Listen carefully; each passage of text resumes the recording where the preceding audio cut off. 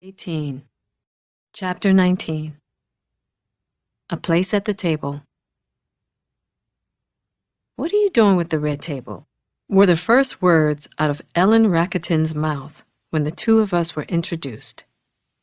A behind-the-scenes powerhouse, Ellen, co-creator and producer of The Oprah Winfrey Show for 23 years, had been referred to me by Ken Hertz, the entertainment lawyer and branding maestro, who had known Will since his Fresh Prince of Bel-Air days and still works with our family. Ken's instincts were usually gold, so I listened when he said that Ellen was someone I should meet. What was I doing with the red table? Ellen was talking about a Mother's Day special that my mother, daughter, and I had posted online some years earlier. Nothing. Well, you should be. I laughed. Ellen was serious. Striking with her long golden waves of hair, she had a combination of confidence, inquisitiveness, and assertiveness that made me lean in. Red Table Talks' origin story began one day when Willow, then a preteen, said out of nowhere, "I want to know who you are outside of just being my mother." What a beautiful question for a young daughter to ask her mother. She wanted to know who I was before I became a wife and mother, as in, who were you before you came into all of this? Her question floored me.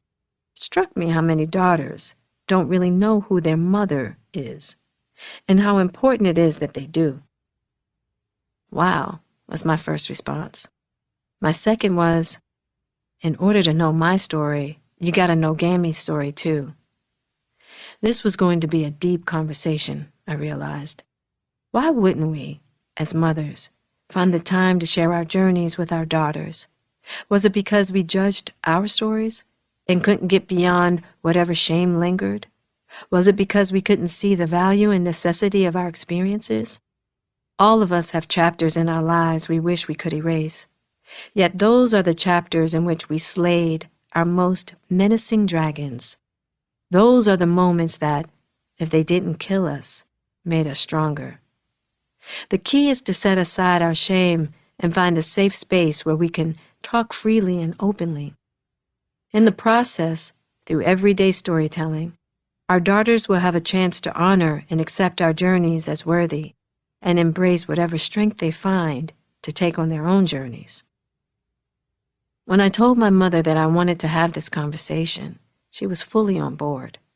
For Willow, getting to hear the history of her mother and grandmother would give her the gift of knowing her matriarchal legacy, and in turn, teach her more about herself. It occurred to me that it would be good to preserve this conversation by filming it. By sharing it widely, I hope to encourage other mothers to get past the fear of telling their stories to their daughters, and maybe inspire them to have their own intergenerational conversations on their own terms. At this point in my life, I'd come to see that the heroine's journey, for most of us, will not look demure, passive, or safe. True, we often deny parts of ourselves and our stories by having had to live up to the standards of being a good woman. Instead, I hope that if we could share our unvarnished stories with one another, Willow, Gammy, and me, we could shine a light on how multidimensional our journeys can be. We could check our self-judgment at the door and the judgment of others while we were at it. And this is how the concept of the three of us at a round table was created. The idea was inspired by the universal kitchen table, where women gather to cook, talk, share stories, and commune. This was the classic dinner table, where families come together and tell the stories of their day. With a round table, there is no hierarchy. Nobody sits at the head. Everyone's place is equal. The choice of red was feminine, red for roses and the red-hot flame of a woman's passion. The red table concept also conjured the feeling of sitting around the campfire at night, the magic of people captivating one another with story. The tradition is in our DNA, dating back to prehistoric times when our ancestors gathered around the fire to dance and sing with ritual and ceremony. The red table, representing fire, safety, and warmth, is also the color of the blood that represents life, connection, and transformation. Through communication, through confession, and through expression, the red table is where we can purify our hearts and our souls and clear up the confusing dynamics within us and between other people. And so, conceived as a place for truth and unfiltered dialogue, the first ever Red Table Talk was birthed, a Mother's Day gift to women of all ages. Over the years, Gammy and I had never talked at length about her story before becoming my mother, her own traumas of being a teenage mom, or the details of her addiction and recovery. I knew parts of it, of course, the parts I was there for, but she had never pieced everything together in so clear and honest a way as she did that day. Up until this conversation, Gammy would bristle if there was any reference to her as a recovering addict, rather than recognition of her miraculous journey to sobriety. Seeing my mother overcome her shame and narrate her history in front of cameras and to her grandchild was a cathartic moment for me, and I believe for her. When you bring your story from the shadows and into the light, you step out of your own handmade prison and give the experience that you once thought shameful wings. And that's what Willow and I got to witness, as did viewers who reached out to express how moving Adrian's story had been for them.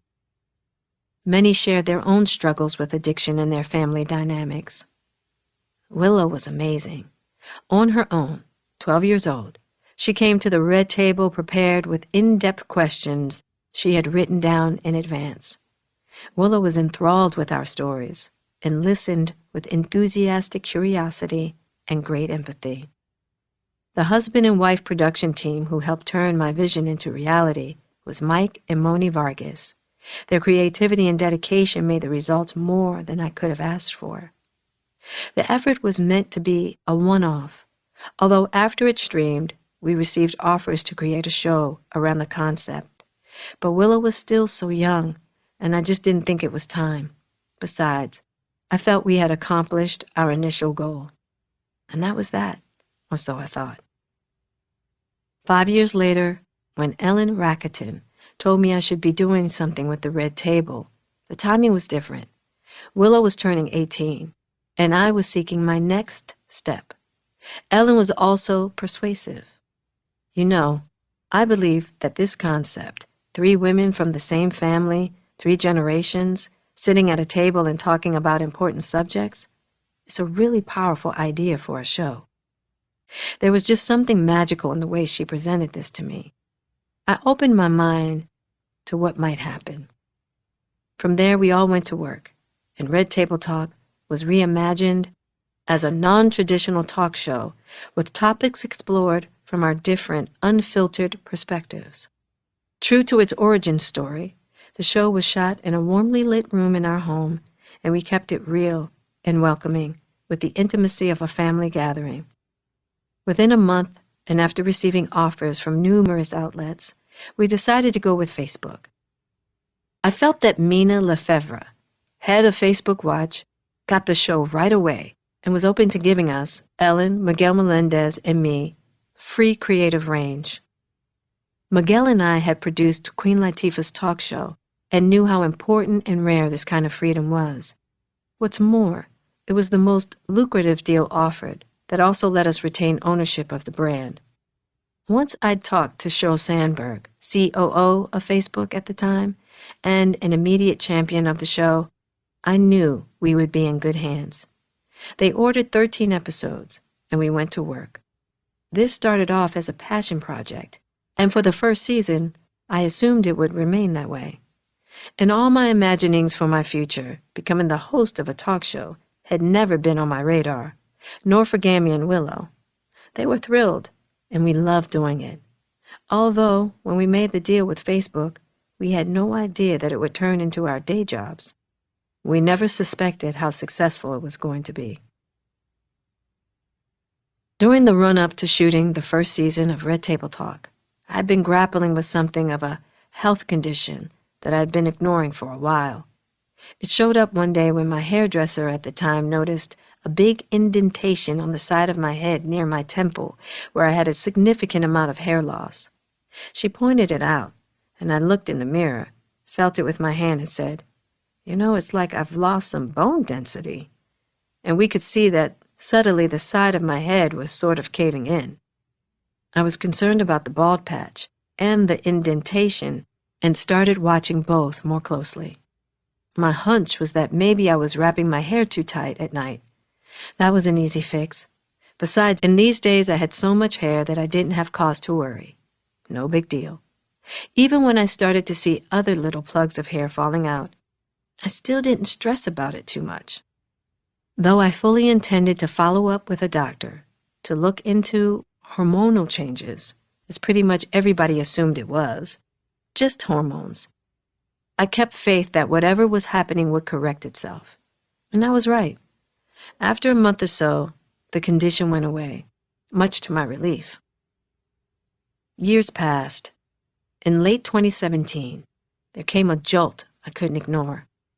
I'm in the shower on this particular morning while spending time by myself in Utah, enjoying the winter season that I love so very much. As soon as I start to wash and rinse my hair, I'm shocked to see that I have a wad of hair in my hands, with more falling on the tile of the shower and flowing down the drain. In a body-shaking panic, I freeze. Though I'm scared to continue to rinse my hair, I proceed as delicately as possible, which does little to stem the amount of hair sloughing off my head. I've been in panic mode in my life, but nothing like this. My heart is quaking with, oh my God, what is wrong with me? That's when I flash on Pac, first getting alopecia from the trauma of being beat up by the police in Northern California. Of course, Pac looked good bald. The thought that I could be suffering from the same issues is not acceptable, so I stick to the theory of hormones. As I get out of the shower, I pat my hair with a towel and wrap it loosely. I'm not touching a strand. I found a doctor in Utah who believed I was suffering from alopecia areata, but that it was probably temporary and brought on by stress. He told me there were steroid shots I could get to stem the loss and injected me with my first round. For close to 2 weeks, I didn't even look at my head. That's how scared I was to confront reality. Finally, I unwrapped my hair and gently started to brush it. No reprieve. Hair came out in chunks. I could see the round circles where the roots of the hair had come out entirely. Refusing to go into a depression over what I believed was caused by aging and years of overworking my hair, I decided, what the hell, I'll cut it. Problem solved. I still had a lot of hair, and my short cut was styled to cover the patches where the hair loss had happened. For that I felt lucky and grateful. Soon enough, it very much felt that my hair was coming back, healthy and strong. Was it the shots? I didn't know, but I was thrilled that my hair was growing back. Time would prove that the issue was far more complicated. In the meantime, I kept my hair in a hot little style and put my focus on the exciting adventure of RTT. One of my goals in framing the tone of the show's conversation had been inspired by the candor and wisdom shared with me after I'd reached out to 3 special women during a tough time. Each of them, Pauletta Washington, Selma Hayek, and Ruby Dee, had provided me with a safe space for real talk. Ruby Dee was one of the first women to see past my usual facade. We always ran into each other at industry events, but I had never had the chance to speak to her at length. At one such event, I went over to speak to Ruby, and she took my hand, looking at me with veteran discernment. Leaning in, she softly told me, "You make it look easy, but I know that it's not." Damn, I thought. I'm found out. I will never forget how Ruby looked at me with so much understanding that lovely, generous, woman-to-woman nod of knowing. This gesture planted a seed in my heart that let me know her door of earned wisdom was open to me any time. Before long, I walked through that door. In her late 80s, a fierce powerhouse, Ruby Dee had a multifaceted career. Iconic actress, poet, playwright, producer, and lifelong activist. For her nearly 56 years of marriage to Ozzie Davis, who passed away at age 87 in 2005, the two were so intricately linked as husband and wife and as creative partners that you rarely heard either of them mentioned without the other. What I took from Ruby was an assurance that marriage was hard and not a linear journey. Marriage has multiple ups and downs and stops and starts and changes through the seasons. Sitting from where I was at the time, I had to ask, do you have any regrets? If you could go back and do it differently, would you? Ruby said something profound. One of my biggest regrets is that I wish I had laughed with him more. Once Ozzie was on his deathbed, none of the contentious, painful times they'd been through mattered anymore. All that mattered was how profoundly, passionately, and fully they had loved each other through everything. Her cautionary advice was simple. Just keep that in mind. Laugh now, because you're gonna laugh later.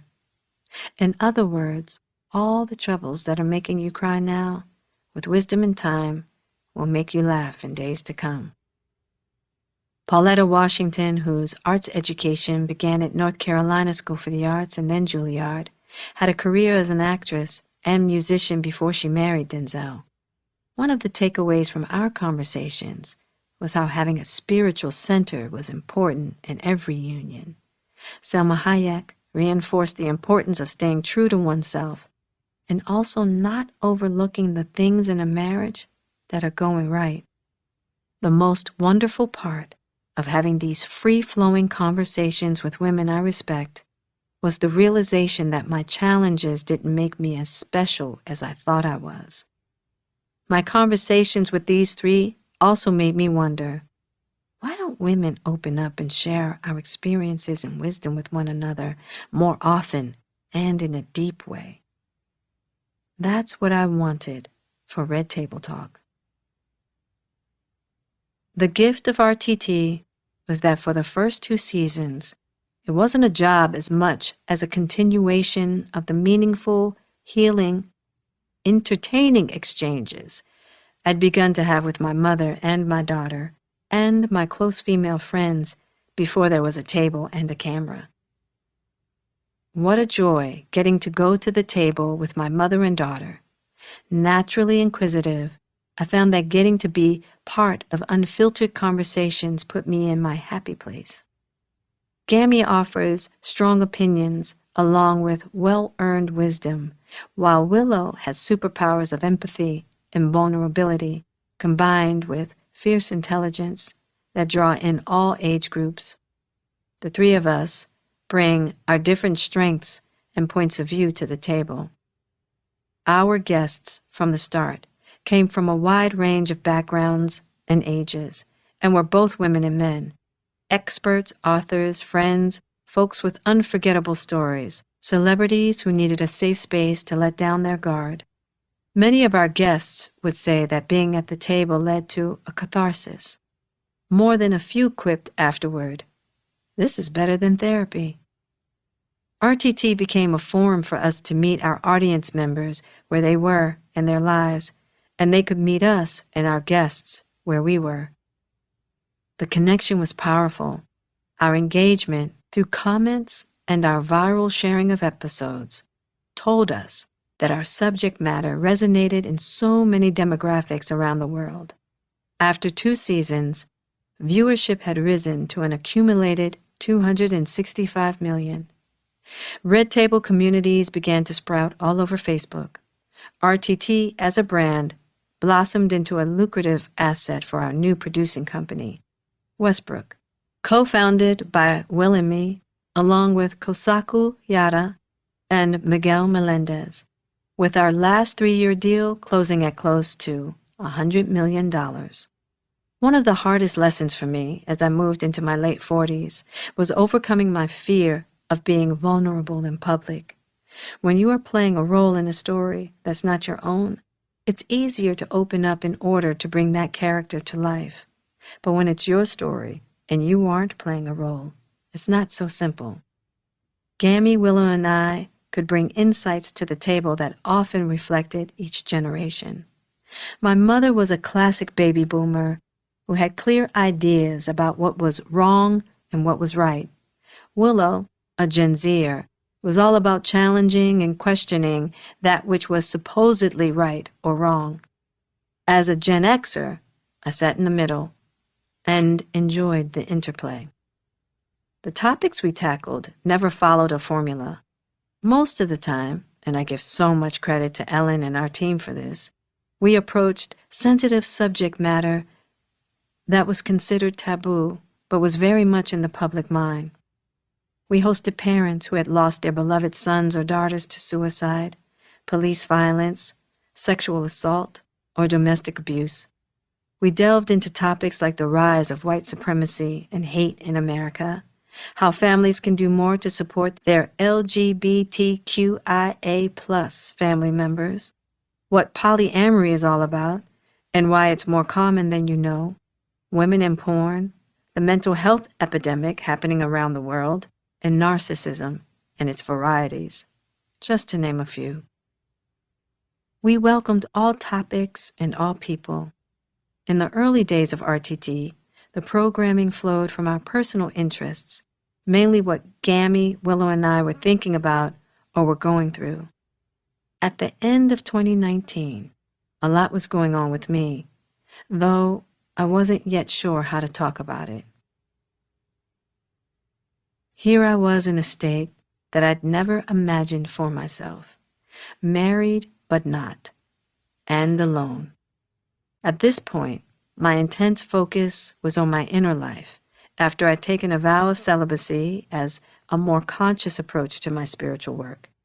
In addition to plant medicine, I was in therapy and working at detaching from the life I'd known before, which became increasingly difficult when the COVID-19 pandemic hit.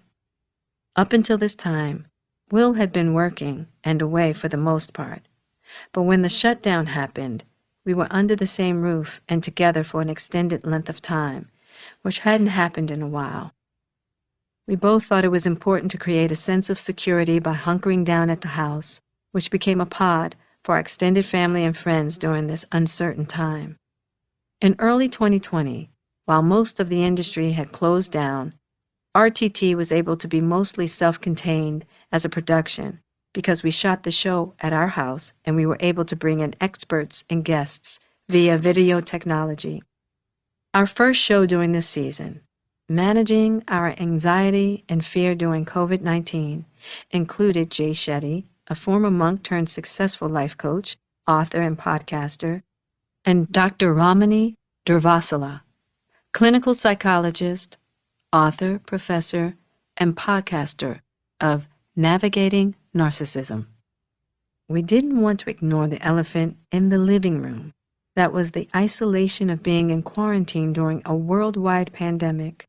So we met it head on, with topics that included what COVID actually is, how it spread, and how to prevent getting sick. We also addressed ways to cope with addiction while in isolation, how to handle relationships, and differences in views about the pandemic itself. We tried to infuse some humor into what we filmed during that time. We called one episode A Girls Trip Coronavirus Quarantine Reunion, which is just what it was, a reunion with my castmates, Tiffany Haddish, Queen Latifah, and Regina Hall from Girls Trip, a movie we'd made 4 years earlier, held on Zoom. It was hilarious and inappropriate, as only the four of us can be when we're together. We started laughing about, what else? Hair. Latifah was complaining about having to press her own hair. Tiff was showing off her quarantine weave, while Regina proudly shared her simple do. I tried to change the subject, shrugging and pointing to the ball cap I'd put on, saying it was better than the scarf I'd been wearing. Regina reminded us of how envious she was of my hair and my edges. Not anymore, I came back, faster and louder than I'd intended. Nobody seemed to have heard me, thank goodness. Right before lockdown, my hair had started to fall out again. I resumed the steroid shots. The prognosis? Considering that alopecia is an autoimmune condition and every case is different, was hard to determine. My hair loss could go on for a short time, a long time, or the rest of my life. It could get better or become more severe. My doctor told me, we'll just have to wait and see. Later on, I discovered there were issues with my gut that were contributing to hair loss and possibly to the indentations that appeared every once in a while. Once I cleaned aspects of my diet that were supposed to be healthy but were actually hurting me, my health, emotionally and physically, rebounded. As for my hair, I was still waiting and seeing. The only other memorable episode of Red Table Talk during the COVID-19 quarantine season aired in July. It was titled, Jada Takes Herself to the Table. It is responsible for introducing a new meaning to the word entanglement into popular culture. You're welcome. In the spring of 2020, there had been a surge of interests in the entertainment press as to what had happened 2 years earlier due to statements made by my former entanglee. My immediate reaction was, why now? Are you kidding me? I never thought he was built like that. On top of the fact that this was water under the bridge, I had tried my best to respect his privacy without even considering my own at times. But as the saying goes, all is fair. In my experience, talking back to a media frenzy is a no-win venture because you only make a story bigger and more susceptible to fictional add-ons. However, in this instance, I was ready to explain my actions, not with blame or self-defense, but by taking responsibility. With all the work I'd been doing on myself, that's what felt most important. I was not willing to allow someone else's narrative to put a shroud of shame on me. I felt that coming to the table to tell my story was imperative. Besides, I couldn't ask others to tell their truths at the red table and not do the same. This was not supposed to be psychodrama. My narrative would encapsulate 1. How the entanglement happened when Will and I were separated. 2. How it had been over for nearly 2 years. 3. How there were no secrets whatsoever between Will and me, so there was no cheating. When I told Will what I was planning to do, he, by his own choice, without any prompt or request from me, decided to join me at the table. Frankly, I was surprised, pleasantly so, considering we weren't together and given where we were sitting in our relationship at the time. That was unexpected. But he suggested that he did not want me to go to the table alone. That seemed to me to be a powerful offering, in line with our intention to be more of a united front. In our life partnership, spiritual partnership, we don't know what the hell this is yet partnership, we weren't quite fully united, but we were working on it. The not quite there yet part became glaringly apparent when we sat for that conversation and the camera started rolling. Beforehand, Ellen had done what she usually did, and that was to pre-interview guests. Will and I were in agreement that we would come to the table to talk about what our journey had been. We were going to honor our life partnership, yet speak openly and honestly about how that partnership had changed and how we were still figuring it out. We wanted to say that divorce wasn't an option and that family would remain our top priority. The timing for our shoot wasn't optimal. It was late. Will had just returned from a trip, and we were going to leave for a family event the next day.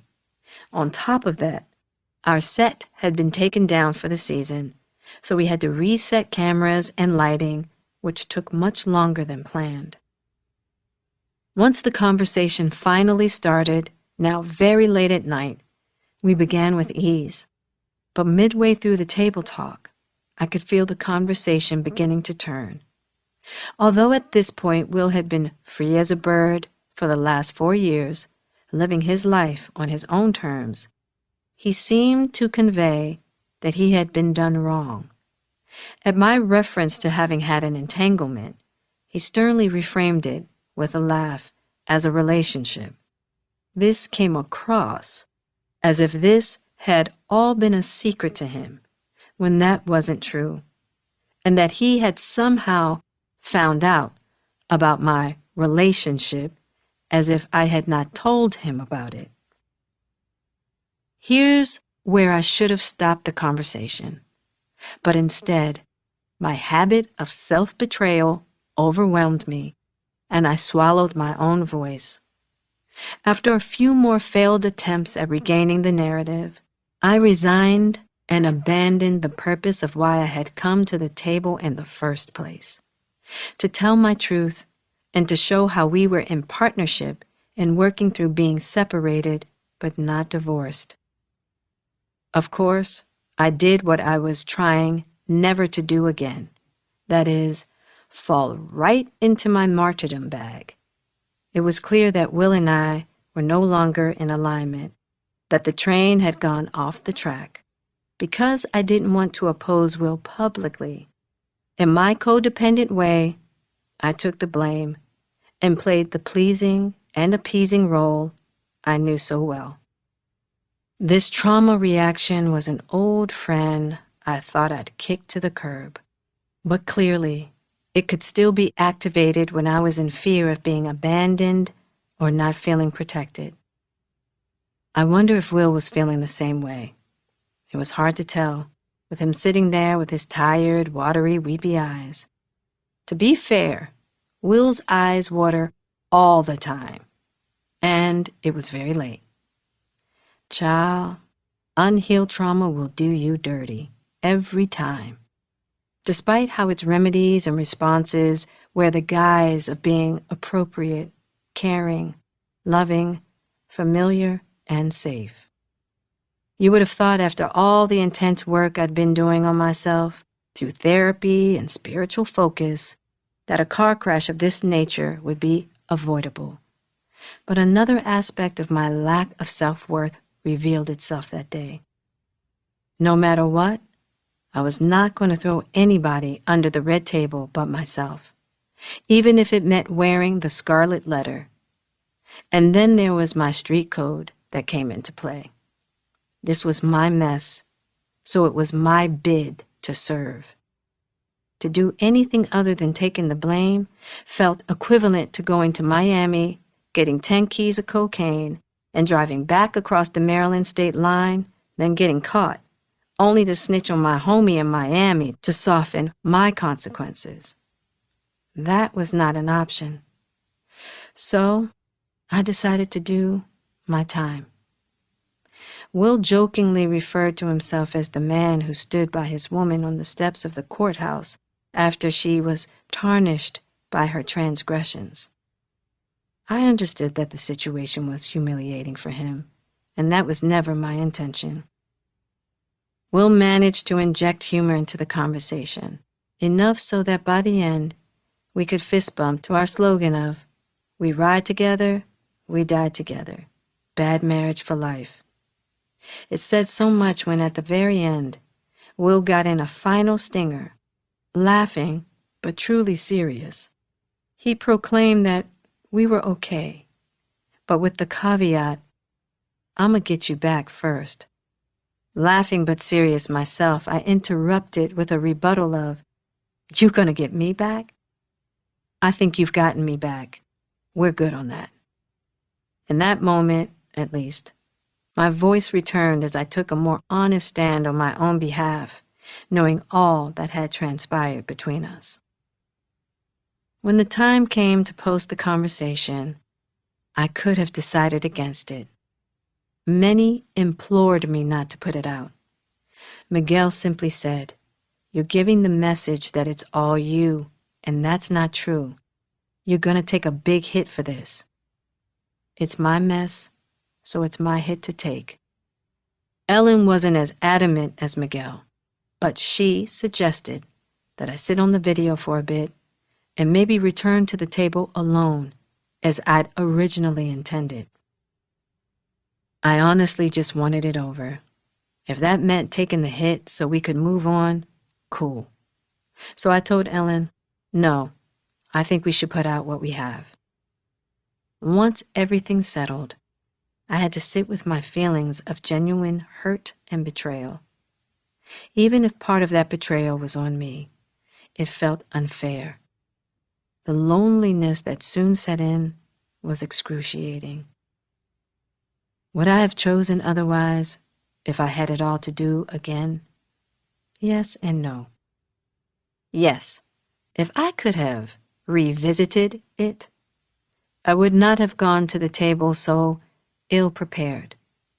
But no, I learned everything I needed to know about myself and more from going to that table ill-prepared. Being as hard-headed as I can be, I know that without the experience, there were things I would not have seen about myself or others that the red table revealed. Besides, I met a fierce warrior within myself during this time. She had been in hiding, but now she was willing to go into the arena and battle shame. And for that, it was all worth it. A part of me was willing to be torched by public opinion as a path to discovering my authentic value and the embers of what remained. If I could survive telling the truth while also taking the brunt of a lie, I could finally let go of all the pictures that I thought defined my worth. I knew, as painful as the journey would be, this was my opportunity to let go of self-judgment, without which other people's judgment has no power. With this, I would truly be free. I was torching the handmade gilded cage in front of the world, once and for all. When I look back at all of this, I have to laugh. One thing is for sure, neither Will nor I, in all our splendid dysfunction, was at all equipped for that conversation at that time. We were a classic comedic mess. In the aftermath, everything felt like it was the end of the world. But as Ruby Dee said, laugh now because you are going to laugh later. Thank God that's true. Oh, and I had to laugh after a prophetic dream I had in this time period. In it, I was attending a function, and no one would speak to me. I would walk up to people I knew, and they'd act like I was a stranger. In the dream, I called Will and said, "Why did you do that to me? Why would you ever do that to me?" While I continued to rant, Will waited patiently and finally replied, "The bigger question is, why would you do that to yourself? It's your show. You didn't have to put it out." What did he say? All of a sudden, my arms bulged into huge muscles, and my entire body burst into the form of a grotesque werewolf, and I snatched Will by the top of his head through the phone receiver and delivered us both into a setting of a dark forest under a full moon. As a gray, grotesque werewolf, I stood over him at 10 feet tall, panting and salivating, staring him down. He started to speak, and within seconds, my claws ripped him to shreds. And then I devoured him. I howled to the moon with blood dripping from my jaws, and then I looked to the ground to find the one thing that was left of him: a bloody, severed index finger. I took my grotesque werewolf foot and kicked that index finger over the canyon through the moonlit sky. I abruptly woke up, at first startled. I had to ask, what the hell was that? Then I had to chuckle. Why did I have to kick his finger over the canyon like that?